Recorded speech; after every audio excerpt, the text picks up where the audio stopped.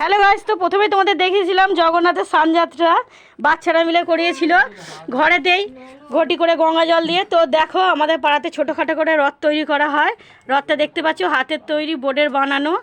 দেখো এই একটা আবার জগন্নাথের রথ তৈরি করা হয়েছে।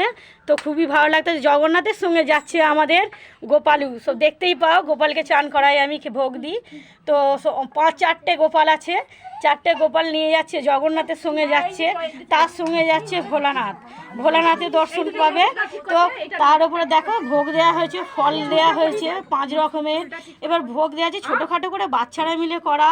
তো দেখতেই পাচ্ছ ফল মিষ্টি দিয়ে আছে। আবার 2টো গোপালু এসে গেছে, দেখো এই 2টো গোপালুও রথে চড়বে। তো আমাদের পাড়ায় মোটামুটি ভালোভাবে রথযাত্রাটা খুব ভালোভাবেই হবে।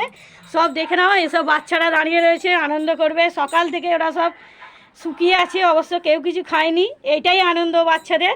তো রথ টানার পর তারপরে ভোগ খাওয়া হবে। তো এবার জগন্নাথকে এবার রথে তোলা হবে, গোপালকে তোলা হবে। তো তোমাদের রথ টানাটা অবশ্যই আবার দেখাবো। তো তোমাদের যদি ভালো লেগে থাকে এই সব জগন্নাথের জন্য সরঞ্জাম করা ভিডিওটা, তাহলে অবশ্যই চ্যানেলটা লাইক সাবস্ক্রাইব করে দেবে। চ্যানেলটার নাম তো অবশ্যই তোমরা জানো, নিউ জার্নি। তো আজকের মতো রাখলাম, টাটা।